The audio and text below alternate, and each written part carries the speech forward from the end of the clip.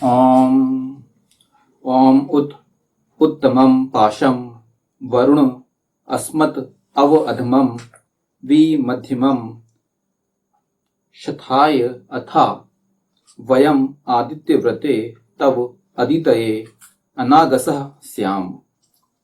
कहो उत्तरोत्तर प्रबलतम पाश को हे वर्ण किए जाने योग्य हमसे शिथिल करो, उत्तरोत्तर निकृष्टतम को और विशिष्ट रूप से मध्यम को, और हम हैं आदित्य तुम्हारे व्रत में अदिति के लिए निष्पाप हों।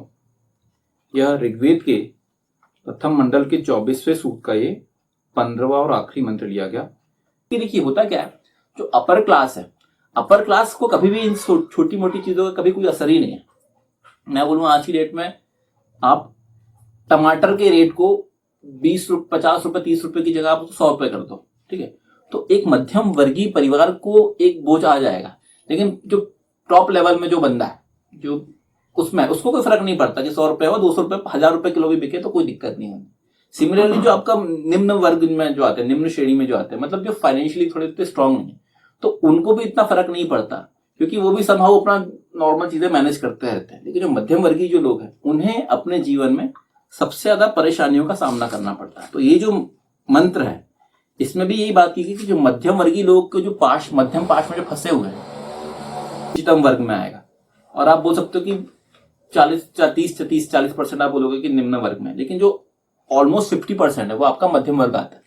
तो आपकी जो एज अ गवर्नमेंट रिस्पॉन्सिबिलिटी होती है उसकी रिस्पॉन्सिबिलिटी होनी चाहिए कि जो जितने मध्यम वर्गीय लोग हैं जो कि सबसे ज्यादा श्रेणी में आते हैं, सबसे ज्यादा जिनका वो है नंबर्स है, उन लोगों के लिए आपको ज्यादा काम करना पड़ेगा। आपकी एज अ गवर्नमेंट आपकी जो होना चाहिए, आपका जो एजेंडा सेट होना चाहिए, आपकी जो भी योजना होना चाहिए वो मध्यम वर्ग की सबसे ज्यादा फोकस में रहनी चाहिए।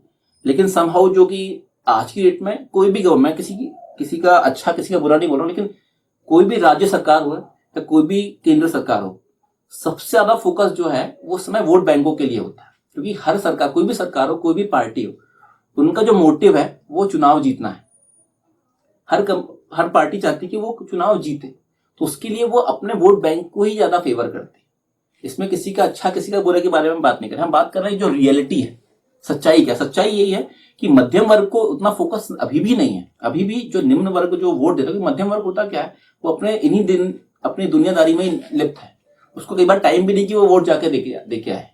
और क्रीम लेयर जो आपका टॉप वर्ग है, टॉप जो वाला जो श्रेणी है, उसको इतना फर्क पड़ता भी नहीं है।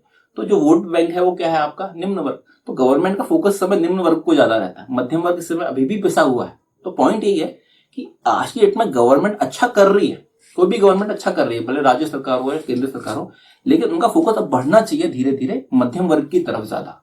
अगर वो मध्यम वर्ग की तरफ पड़ेगा, सही बढ़ेगा, तो उससे आप देखेंगे कि और वो आगे की और आगे बढ़ पाएगा, मतलब पूरा एज अ सोसाइटी आगे बढ़ पाएगी क्योंकि ज्यादा नंबर आपका मध्यम वर्ग की तरफ है। तो ये यहाँ पे बात की गई है कि जो पहला जो फुटनोट है, 2 फुटनोट जो है वो यहाँ पे इसी बारे में डील किया गया है कि आपका जो राज्य नायक है उसके माध्यम से आप पाशों से मुक्त हो सकते हैं, और मोर फोकस होता है, ये जो मंत्र बात में जो डील कर रहा है वो मध्यम तरीके के जो पाश है उनसे निकलने की बात कर रहा है।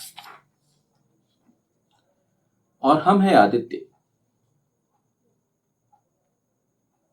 अथा वयम आदित्य।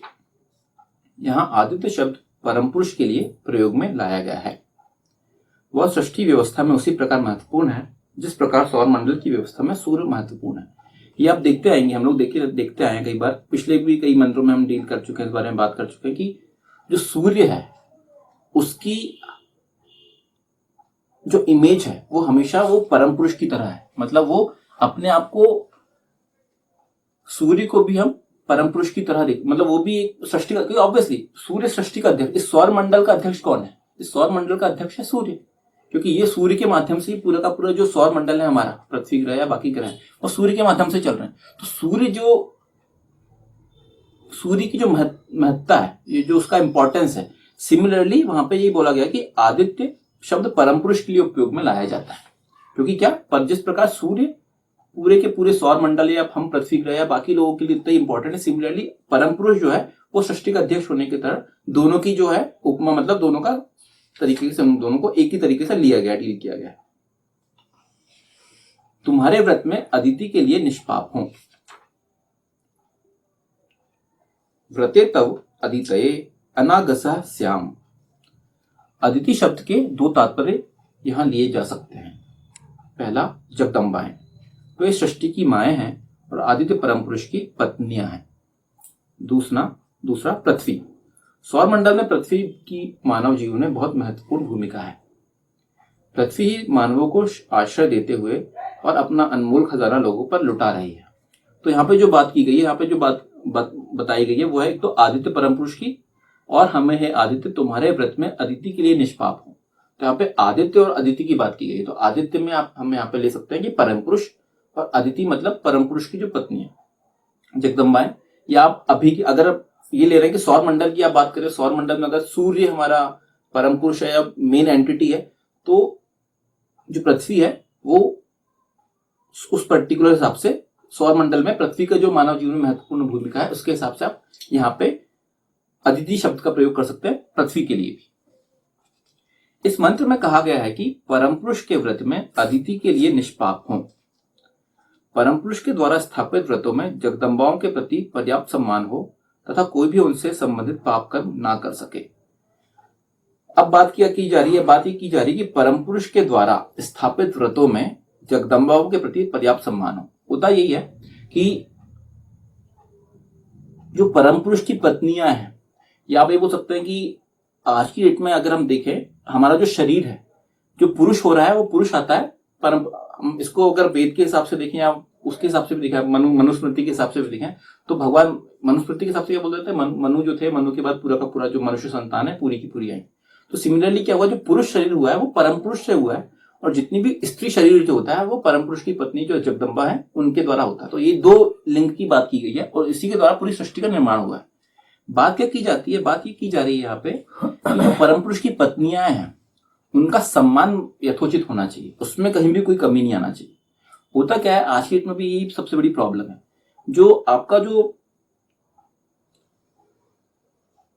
स्त्रीलिंग जो है उसके प्रति वो जो जिसका लेवल होना चाहिए, जो सम्मान का लेवल होना चाहिए, वो कहीं ना कहीं कम है, और यही परेशानी की जड़ है। इसलिए आगे हम आप देख रहे हैं कि जो ये पर्टिकुलर टाइम चल रहा है उसमें आप देखेंगे बहुत ज्यादा परेशानियां आ रही हैं इस पर्टिकुलर समाज को डील करने में। क्योंकि क्या रीजन है, क्योंकि जो आपका जो सेकंड जो जेंडर है उसके प्रति वो सम्मान नहीं है। अगर हम ये माने कि हम परम पुरुष की संतानें हैं और जगदम्बाओं की संतानें की जो संतानें हैं वो औरतें हैं, स्त्रीलिंग है, तो होगा क्या, आपका अगर हम किसी स्त्री के अपमान कर रहे हैं तो समहाउ आप ये बोल सकते हो कि आप जगदम्बा परम पुरुष की पत्नी का अपमान कर रहे हैं, क्योंकि ऑब्वियसली संतान है तो आप उसका अपमान कर रहे हैं। तो यहाँ पे ये बोला गया कि अगर आप परम पुरुष की पत्नी का, जगदम्बा का अपमान करते हैं तो वो सबसे निकृष्ट काम है, वो पाप कर्म की तरह डील किया गया है, उसको ये बोला गया।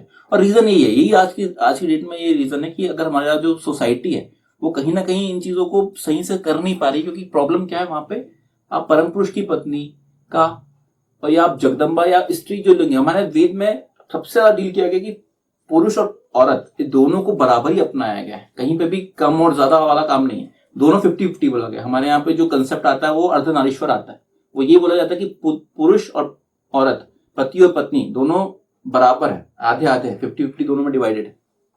तो अगर आप किसी 50 को सही से डील नहीं करोगे, एक 50 को अगर आप तिरस्कृत करोगे तो फिर आप सही तरीके से पूरा बैलेंस ही बिगड़ जाएगा। तो वही बैलेंस की बात की गई है।